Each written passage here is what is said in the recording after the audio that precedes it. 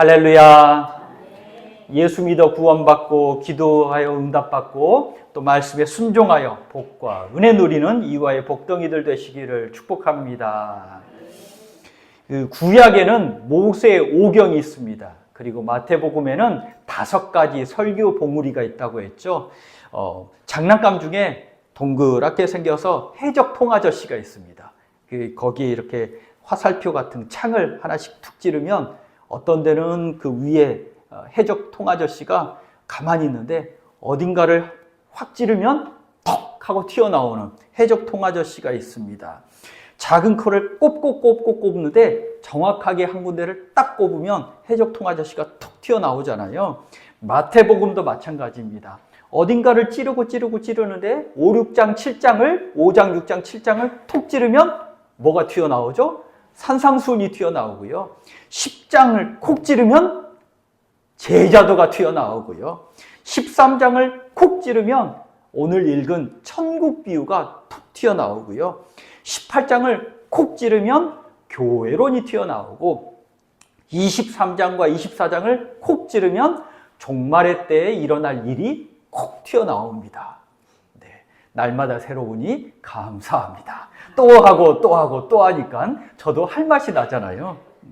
5가지의 설교 봉우리가 이렇게 튀어나오는데 오늘은 이제 마태복음 13장 비유 이야기를 나누려고 합니다. 7개의 비유가 있는데요. 예수께서 비유로 여러 가지를 말씀하십니다. 무슨 말씀을 하시냐면 천국에 대해서 말씀하시죠. 비유의 앞에 이렇게 보다 보면 뭐라고 말씀하시냐? 천국은 이것과 같으니, 천국은 마치, 천국은 이와 같으니 라면서 천국에 대해서 말씀해 주시고 비유로 말씀을 해 주시고 비유도 해석해 주십니다. 우리가 읽지는 않았지만 마태복음 13장 3절부터 23절까지의 말씀은 그 유명한 4가지 밭에 대한 비유 말씀이고요. 이 말씀은 올 1월달, 작년 벌써 1년 정도 됐는데 작년 1월달인가에 말씀을 전해서 이제 이 부분은 뛰어넘기로 하는데 생각이 나시죠? 네, 아마 이제 또 말씀을 전할 기회가 있겠지만 가까운 시일에 했기 때문에 이 말씀은 이제 간단하게 뛰어넘고요. 그 다음에 오늘 읽은 말씀이 가라지 비유입니다. 가라지 비유. 제목을 붙일 때 가라지 비유라고 이제 붙이죠. 4가지 밭의 비유와 이 가라지 비유는요, 한 묶음입니다. 마태복음에서는 한 묶음이고요. 왜 한 묶음이냐? 사람이 있습니다. 이 사람이 씨를 뿌립니다. 씨를 뿌리고 가라지 비유에서도 씨를 뿌립니다. 이 씨를 뿌리는데 가르쳐주는 교훈이 달라요. 4가지 밭의 비유에서는 씨 뿌리는 자가 씨를 뿌립니다. 그런데 밭이 각각 다릅니다. 그리고 밭이 좋아야 열매가 맺힌다 라는 말씀을 가르쳐 주고요. 가라지 비유에서는 씨 뿌리는 자가 씨를 뿌렸습니다. 그런데 원수가 그 밭에 또 다른 씨를 뿌립니다. 그러면서 이 말씀을 통해서 어떤 질문을 하고 있냐? 아니 예수님이 하나님 나라 선포하셨잖아요. 하나님 나라면 이 땅에 완전한 샬롬의 땅이 돼야 되는 것 아닙니까? 그런데 왜 악이 있는 거죠? 왜 눈물 나는 일이 있는 거죠? 왜 악한 사람들이 조종당해서 나쁜 일들을 하고 있는 거죠? 하나님의 나라가 임했다는데 왜 이런 일이 있을까요? 라고 묻고 있습니다. 그러면서 악을 확 뽑아버릴까요? 그거에 대한 답을 이야기해 주는데요. 오늘 우리에게 주시는 이 천국 비유, 가라지 비유를 통해서 우리에게 주시는 하나님의 지혜를 깨닫는 은혜의 시간이 되시기를 축복합니다. 첫째로 하나님은요, 좋은 씨를 뿌리십니다. 마태복음 이제 4가지 밭의 비유를 조금 요약을 해볼게요. 씨를 뿌리는 자가 나가서 씨를 뿌립니다. 말씀의 씨앗이 길가에도 떨어지고 돌밭에도 떨어지고 가시덤불밭에도 떨어졌잖아요. 좋은 밭에도 떨어집니다. 그런데 3가지 밭에는 열매를 맺지 못하죠. 길가, 돌밭, 가시덤불밭에는 씨가 딱 떨어졌는데 열매를 맺지 못합니다. 이때 우리는 밭 여기에 씨를 뿌리지만 이스라엘은 일단 씨를 쫙 뿌리고요. 그 다음에 쟁기질을 하거나 밭을 갈아엎어서 밭을 만드는 그런 농경법이었습니다. 그래서 씨를 뿌렸는데 열매 맺지 못하는 씨앗들은요, 그 밭은 장애 요소가 있습니다. 열매 맺지 못하게 하는 다 이유가 있더라는 겁니다. 어떤 이유가 있냐 보니까 길가에 떨어진 씨앗은 사탄이 말씀을 쏙 하고 빼먹습니다. 돌밭에 떨어진 씨앗은 뿌리가 없어서, 뿌리가 깊게 내리지 못해서 환난과 박해가, 어려움이 오면 활활 타서 쑥 넘어가 버립니다. 또한 가시떨기에 떨어진 씨앗은 세상 염려, 재물의 유혹, 기타 욕심에 말씀이 막혀서 열매를 맺지 못합니다. 그래서 결국에는 씨앗이 자라다가 열매 맺지 못하고 중간에 스르르르 사라져 버리더라는 겁니다. 좋은 땅은 말씀을 듣고 받고 순종해서 결실을 맺죠. 30배, 60배, 100배의 결실을 맺습니다. 좋은 땅은 우리 믿음의 마음밭이잖아요. 믿음의 마음밭. 그래서 우리 말씀을 들어야 합니다. 믿음은 들음에서 나고 들음은 그리스도의 말씀으로 말미암느니라 하니까 말씀을 자주 들으시고 자주 읽으셔야 됩니다. 또 마음판에 새겨야 합니다. 마음판. 새 영을 주셔서, 성령을 주셔서 굳은 마음에 씨앗이 딱 떨어지면 길가같이 굳은 마음이면 사탄이 쏙 하고 빼먹기 때문에 굳은 마음을 부드러운 마음으로 바꾸셔야 됩니다. 그 말씀이 되겠어? 교회가 뭐 그래? 그런 마음은 굳은 마음인데요. 성령으로 인해서 마음밭을 이렇게 갈아 엎으셔야 합니다. 그래서 내 마음이 부드러운 마음이 되어야 되죠. 또 말씀에 순종해야 합니다. 안 되더라도요, 해보려고 해야 됩니다. 그러면 그 말씀의 능력이 내 능력이 됩니다. 신명기 28장의 순종의 복이 들어가도 복을 받고 나가도 복을 받고, 거기 보면 내가 좋아하는 말씀들 다 있잖아요. 머리가 되고 꼬리가 되지 않고, 그 말씀에 순종할 때 나에게 주시는 은혜라는 믿음을 가지고 말씀을 순종하려고 합니다. 하나님은 씨를 뿌릴 때요, 에이가 그냥 되겠어? 라고 씨를 뿌리지 않으시죠? 우리 이제 봄이 돼서 씨를 뿌리러 나가시잖아요. 농사를 시작하시잖아요. 그럴 때 에이가 되겠어? 그냥 그래도 죽지 못하니까 하는 거지. 이렇게 마음을 먹으시고 농사를 시작하시는 분은 한 분도 안 계십니다. 처음에 농사를 시작하실 때 올해는 잘 되겠지? 내가 이거 해서 이것도 하고 저것도 하고 자식들도 먹이고 이렇게 풍성한 열매를 맺겠지? 라는 소망을 가지고 뿌립니다. 하나님도 우리에게 말씀의 씨앗을 뿌릴 때 100배의 결실을 맺을 소망을 가지고 뿌리십니다. 그런데 우리 마음밭이 좋지가 않잖아요. 그래서 하나님은 우리 마음밭을 고쳐서 사용하시는 줄 깨달으시기 바랍니다. 잊어버리셨을까봐 똑같은 얘기를 하는데, 박종호 장로님이 간 이식 수술을 받으셨대잖아요. 이식 수술을 한 후에 어떤 목사님이 와서 이런 말씀을 하시더랍니다. 아휴, 저는 장로님을 위해서 기도했는데요, 전 장로님이 수술 잘 되고 살아날 줄 알았어요.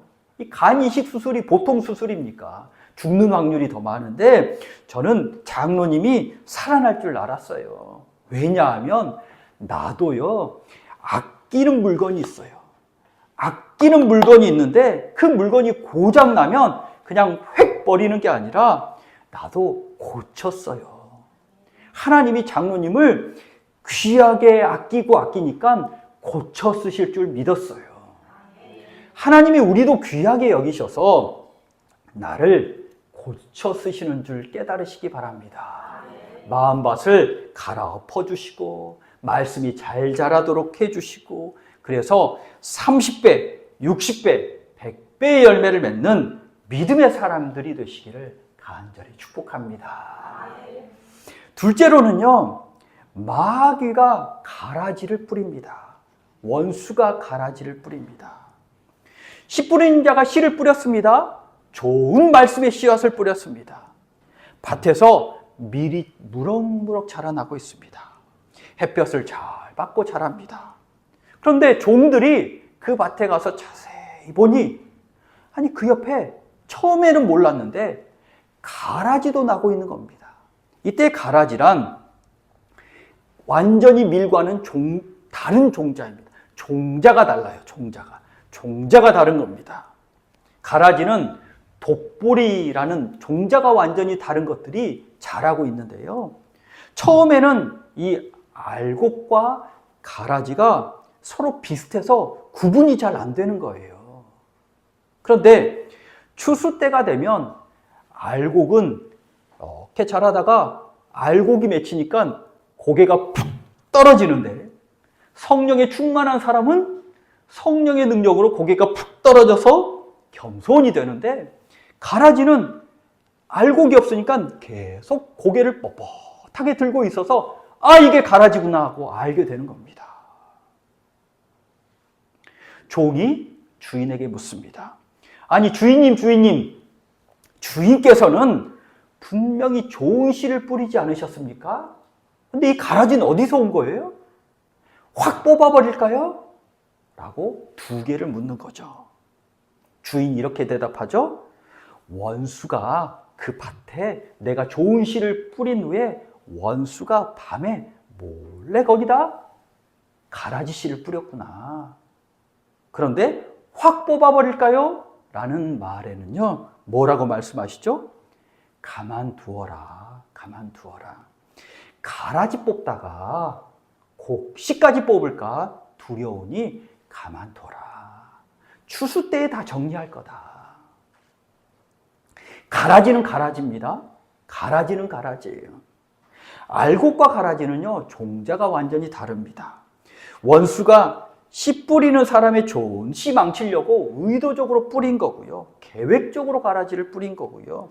가라지를 뽑지 말라고 가만두라 하고 추수 때에 그 알곡과 가라지를 나누어서 알곡은 곡간에 들이고 가라지는 불에 태우고 왜냐하면 가라지를 뽑다가 곡식도 함께 뽑히기 때문입니다. 한마디로 정리하면 야 가라지 뽑다 알곡도 다친다. 가라지 뽑다가 알곡도 다친다. 왜 그러냐면 알곡보다 가라지가 더 빨리 자랍니다. 왜냐하면 가라지는요 알곡의 양분을 쏙쏙쏙 빼먹으니까. 그러니 고개도 빨리 쳐들고 뿌리도 더 튼튼해서 가라지 뿌리에 땅 밑에 가라지 뿌리에 알곡의 뿌리가 이렇게 얽혀서 같이 있는 겁니다. 가라지 뿌리가 막 번지니까 알곡의 뿌리까지 이렇게 얽혀서 잡아먹는 거잖아요. 가라지를 쏙 잡아 뽑으면 알곡도 같이 이렇게 쑥 나오는 거예요. 풀을 뽑을 때 풀 하나를 쏙 뽑으니 옆에 뿔도 같이 이렇게 쑥 나오면 그건 좋은 거죠.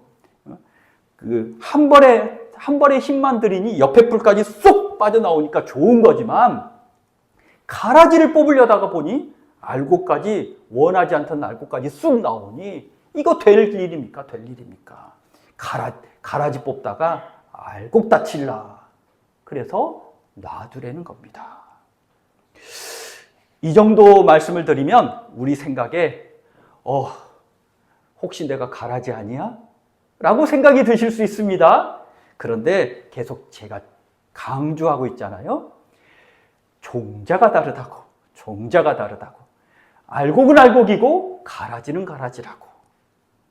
그래서 가라지는요, 원래 믿는 척하는 사람이고요. 알곡은 예수의 생명이 있는 사람이고요. 예수의 생명이 있는 사람이 걱정해야 될 것은 알곡으로 자라고 자라야 되는데 그 알이 없는 걸 쭉정이라고 하잖아요. 속 빈 거. 쭉정이가 될까 걱정하셔야 되지, 가라지는 웬만하면 가라지는 아니더라고요. 이단, 아주 그냥 작정하고 예수 믿는 천만한 사람들, 이런 사람을 가라지라고 할 수 있습니다. 그런데 더더욱 조심해야 되는 건 가라지와 알곡이 탁 붙어가지고요. 가라지와 알곡이 탁 붙어서 가라지에게 내 양분을 쏙쏙쏙쏙쏙쏙 빼먹는 거, 뺏기는 거, 이걸 조심하셔야 되고요. 혹시 가라지가 다른 데로 쑥 갈 때 나도 같이 쑥 갈까봐 그걸 조심은 하셔야 합니다. 단적인 예로 이단이 교회에 들어왔다가 엄한 믿음의 사람도 같이 쑥 딸려 들어가잖아요. 그런 경우를 대표적인 예라고 할 수 있습니다. 그런데 성경 느헤미야서 6장 19절 말씀에 어떤 말씀이 있냐면, 새벽 기도 때 읽었는데 기억나시죠? 네. 새벽 기도 때 새벽 기도를 참석 안 하셔도 아는 척 하시면 제가 설명을 다 해드립니다. 느헤미야서 6장 19절에 이런 말씀이 있습니다. 느헤미야 앞에서 도비야의 선행을 말하고, 어떤 사람이 착한 사람이에요. 도비야의 선행을 말해주고, 느헤미야의 말도 도비야에게 가서 전하는 사람이 있더라. 느헤미야는 하나님의 말씀을 받아서 예루살렘 성벽을 재건하려는 하나님의 일을 담당하는 사람이었어요. 그러니 하나님께 쓰임받는 사람이었죠. 산발락과 도비야라는 사람은 저 예루살렘 밖에 있어서 이 하나님을 믿지도 않고 예루살렘 성벽이 쌓이면 자기들 마음대로 약탈하러, 자기들 마음대로 이곳을 지배하러 올 수가 없으니 성벽이 세워지는 걸 싫어하는 사람입니다. 그래서 자꾸 느헤미야가 하는 일을 방해하고 회방하고 성 못 쌓게 하고 사람들 흩어지게 하고 하는 사람이었는데, 그런데 느헤미야 옆에 어떤 사람이 있었냐면 자꾸 옆에서 느헤미야님, 목사님, 산발랏이 원래 좋은 사람이에요. 산발랏의 원래 의도는 그런 의도가 아니라요, 우리를 좋게 해주는 거예요. 목사님이, 느헤미야가 사랑이 없어서 그 사람을 못 품는 거예요. 그렇게 말을 하는 겁니다. 그런데 알고 봤더니 이 사람들이 유대인은 유대인이고 같이 지금 느헤미야와 성벽을 쌓는 사람들이지만 도비야와 자식들 간에 혼인관계를 맺고 있어서 도비야와 죄의 통로가 연결이 되어 있었던 사람입니다. 다른 욕망이 묶여 있었던 사람들이죠. 그래서 유대인들도 같이 성벽 재건 공사를 하고 있지만 성벽이 회파되도록, 성벽이 세워지는 걸 늦어지도록 방해하는 거죠. 그런데 느헤미야가 도비야의 위협을 완전히 뿌리 뽑으러 싸우러 나가진 않습니다. 뭘 하냐면, 나는 하나님이 나에게 맡겨주신 일, 성벽 재건하는 일, 딱 그거 하겠습니다 하고, 한 손에는 이제 무기를 들지만 한 손에는 성벽 재건하는 일을 해서 성벽 재건 공사를 52일 만에 마칩니다. 성벽이 재건되니, 성벽이 우뚝 솟으니 그 산발락과 도비야의 위협이 넘어오지를 못한 거죠. 우리도 마찬가지입니다. 모든 문제가 해결되는 겁니다. 우리도 마찬가지입니다. 가라지 뽑다, 알곡 다칠라.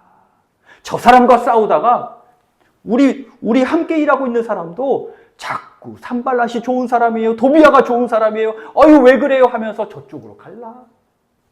그래서 물론 신천지 아웃, 그리고 악의 사람 아웃 해서 철저하게 그 사람과 다물쳐야 될 때도 있지만, 그러나 가라지가 같이 자라게 해. 악이 자라게 해. 그러나 너는 하나님께만 집중하면 돼. 기도하면 돼. 말씀에 순종하면 돼. 너가 알곡이 되면 돼. 양분 안 뺏기면 돼. 알곡도 무럭무럭 자라고 있으니 너 믿음으로 더욱 굳게 자라면 돼. 하나님께만 온전한 믿음으로 알곡으로 자라는 우리 믿음의 복덩이들이 되시기를 축복합니다.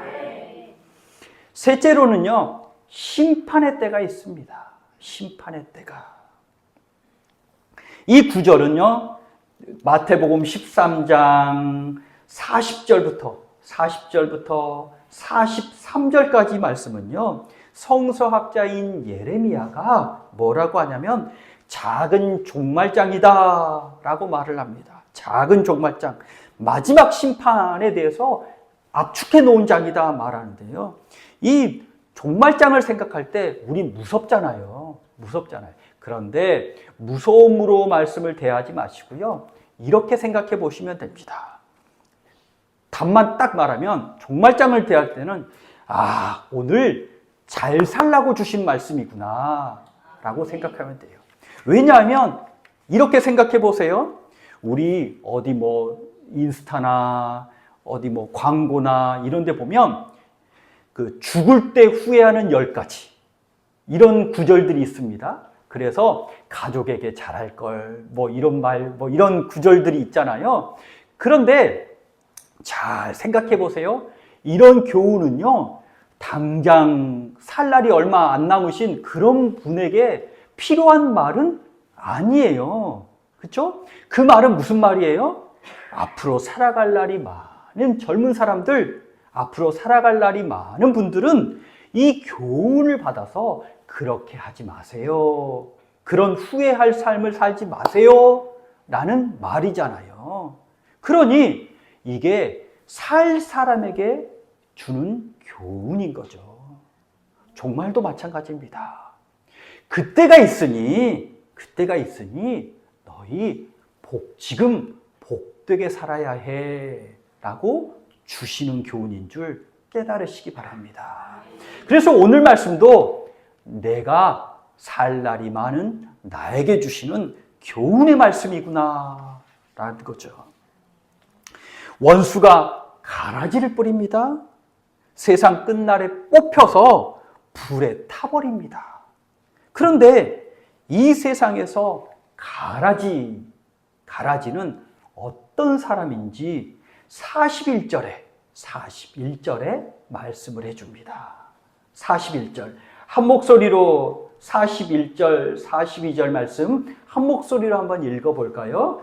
인자가 그 천사들을 보내리니 그들이 그 나라에서 모든 넘어지게 하는 것과 또 불법을 행하는 자들을 거두어내어 풀무불에 던져 넣으리니 거기서 울며 이를 갈게 되리라. 아멘.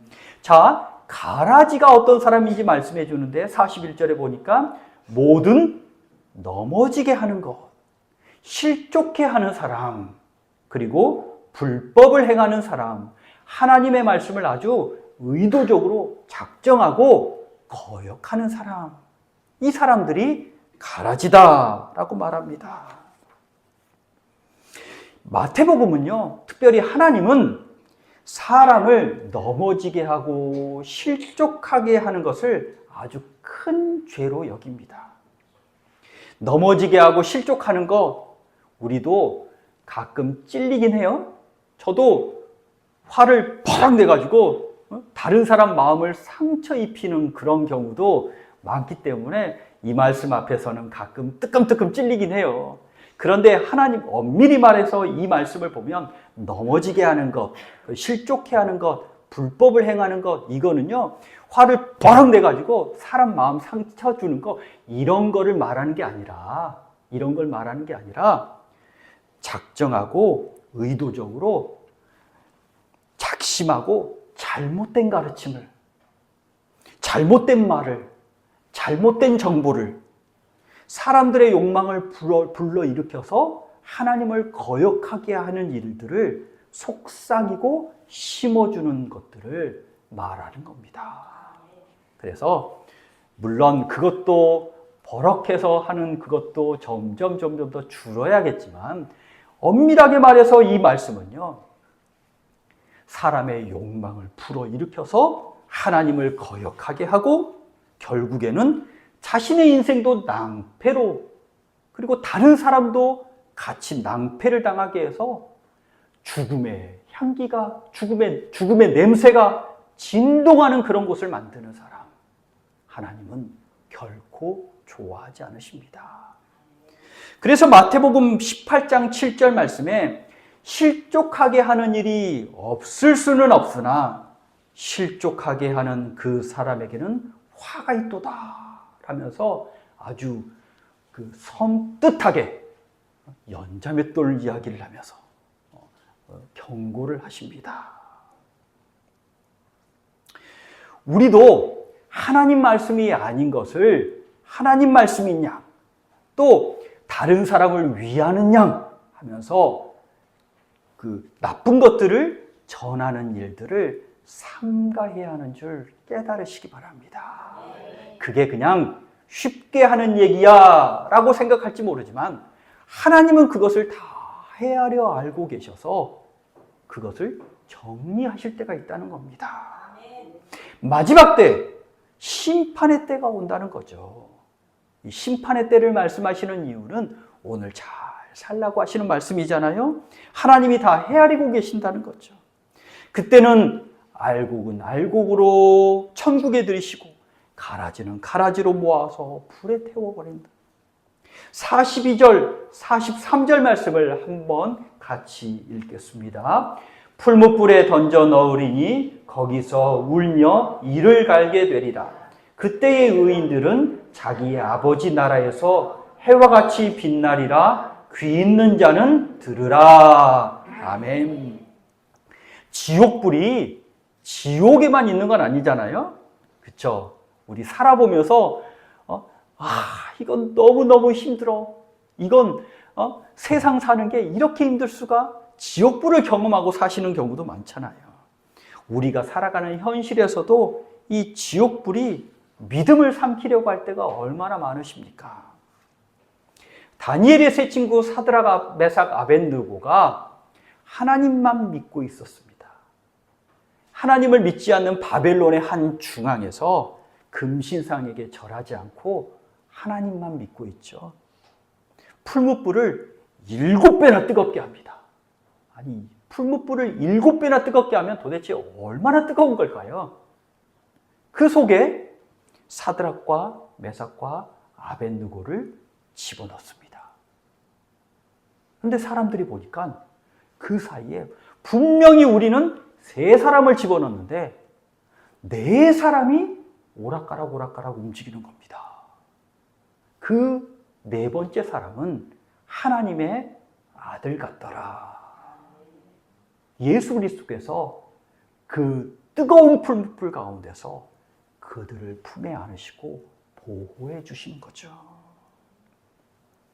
그런데 세 친구를 불에 집어넣으려고 3사람을 붙잡고 있었던 그 사람들은 그 풀무불에 타 버려 죽습니다.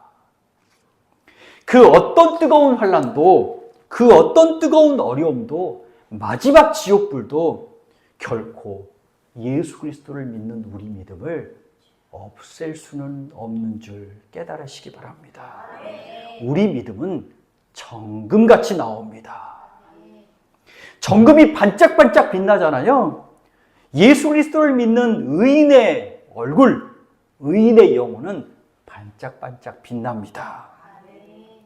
다니엘서 12장 3절에 이렇게 말씀하잖아요. 지혜 있는 자는 궁창의 빛과 같고 많은 사람을 옳은 대로 돌아오게 하는 자는 별과 같이 영원히 빛나리라. 빛나는 존재가 된다는 겁니다. 그 사람이 별빛 같을지라도 요즘 나는 개똥벌레, 나는 갑자기 노래 가사가 생각이 안 나서 나는 뭐 큰 뭔 줄 알았는데 나는 벌레예요, 개똥벌레. 그래도 좋아요. 나는 빛나니까. 빛난다는 겁니다. 물론 별과 같이 작고 보이진 않지만 그 빛을 내기 위해서 얼마나 그가 예수 그리스도의 빛을 받으며 빛내고 있겠습니까?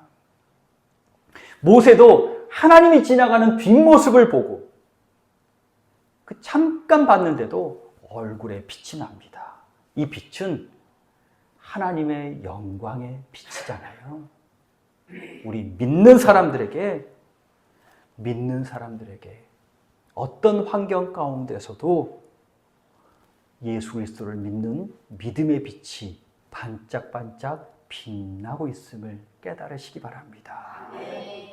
우리 이화의 복덩이들은 이렇듯이 믿음의 집을 날마다 잘 짓고 잘 지어서 그 어떤 어려움에도 끄떡없고 주의 영광으로 빛나는 믿음의 집이 되시기를 간절히 축복합니다.